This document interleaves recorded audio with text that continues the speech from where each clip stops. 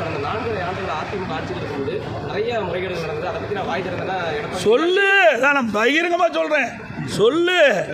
அப்படி இருந்தால் திமுக விடுவானுங்களா? சொல்லுங்க பார்க்கலாம். திமுகவுடைய பி டீம் அப்படி தான் சொல்லுவாங்க. வேறு வழியே கிடையாது. இவர் ஜெயிலுக்கு போகிறது உறுதியாகிட்டுது. மற்றவங்களாம் குறை சொல்லிகிட்டு இருக்கார். சொல்லையா, என்ன ரகசியம் சொல்லையா, உனக்கு தான் தெரிகிறிய சொல்லு, மக்கள் தெரிஞ்சுக்கிட்டோம். இதெல்லாம்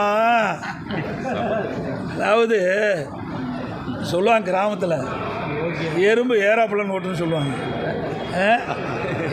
அப்படி கேட்குறவன் இருந்தால் எறும்பு ஏறாப்பழம் ஓட்டுன்னு சொல்லுவாங்க. அது மாதிரி இதெல்லாம் பத்திரிகை ஊடகங்கள்லாம் உங்களுக்கு தெரியாதா? அது மட்டும் இல்லை, பல வழக்குகள் அவர் இருக்கார். பல வழக்குகள் அவர் சந்திச்சுட்டு இருக்கார். அவர் விரைவில் பல வழக்குகள், இப்போ ஒரு வழக்கு இல்லை, பல வழக்குகள் அவர் போகிறது நிச்சயம். எனவே அனைத்து இந்திய அண்ணா திராவிட முன்னேற்ற கழகத்தை பொறுத்த வரைக்கும் இந்த ஓபிஎஸ்ஸில் எவராலையும் அழிக்க முடியாது. நாங்கள்லாம் இந்த இயக்கத்தில் 1974 இன்று வரை பரவலாமல் இந்த இயக்கத்தில் இருந்து கொண்டிருக்கின்றோம். சுமார் 50 ஆண்டு காலம் இந்த இயக்கத்துக்கு உழைத்து கொண்டிருக்கின்றோம். என்னை போல் இங்கே இருக்கின்றவர்கள் அத்தனை பேருமே கட்சிக்காக உழைக்கின்றவர்கள், கட்சியை நேசிக்கக்கூடியவர்கள்.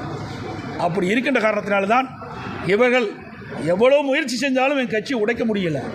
இன்றைக்கு திமுகவோட நான் அனைத்து இந்திய அண்ணா திராவிட முன்னேற்ற கழக எதிரியாக இருக்கின்ற பொன்மனச்செம்மல் புரட்சித்தலைவர் எம்ஜிஆர் தீய சக்தி திமுக என்று சொல்லிக் கொண்டிருந்த அந்த கட்சியோடு இவர் துரோகி ஓபிஎஸ் அவர்கள் கூட்டணி சேர்ந்து கொண்டு எங்களை வேண்டுமென்றே திட்டமிட்டு ஒரு பொய்யான செய்தியை சொல்லி மக்களுக்கு ஏமாற்ற பார்க்கிறார்.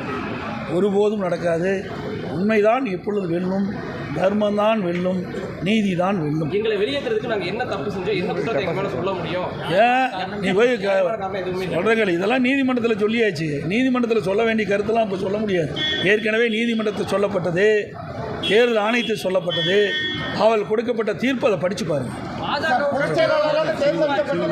அதே போல் இன்றைய தினம் விடியா திமுக அரசு கொரோனா காலத்தில் சிறு குறு நடுத்தர தொழில் கடுமையாக பாதிக்கப்பட்டது.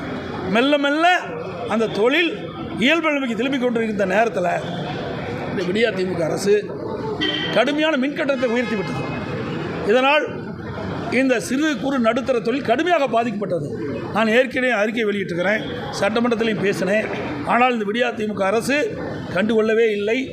இன்றைக்கு இந்தியாவிலேயே சிறு தொழில் அதிகம் உள்ள மாநிலம் தமிழ்நாடு தான். அதில் பணிபுரிகின்ற தொழிலாளர்களும் அதிகம்தான். ஆகவே அவரெல்லாம் கடுமையாக பாதிக்கப்படுகிறார்கள். அதை இந்த அரசு அலட்சியப்படுத்துகிறது. அதை கண்டித்து இன்றைய தினம் தமிழ்நாடு முழுவதும் இந்த சிறு குறு நடுத்தர தொழில் செய்கின்ற நிறுவனத்தினர், தொழிலாளர்கள் இன்றைக்கு மனித சங்கிலி போராட்டம் நடத்தி கொண்டிருக்கின்றார்கள். இனியாவது விடியா திமுக அரசு தூக்கத்திலிருந்து விழிந்து இந்த சாதாரண சிறு குறு நடுத்தர சொல்கின்ற அந்த மக்களுடைய கோரிக்கை ஏற்று மின் கட்டணத்தை குறைக்க வேண்டும் என்று ஊடகத்தின் வாயிலாக பத்திரிகை கேட்டுக்கொள்கின்றேன். அனைத்து ஊடக நபர்களுக்கும் பத்திரிகைகளுக்கும் நன்றி. அமைச்சரவையில்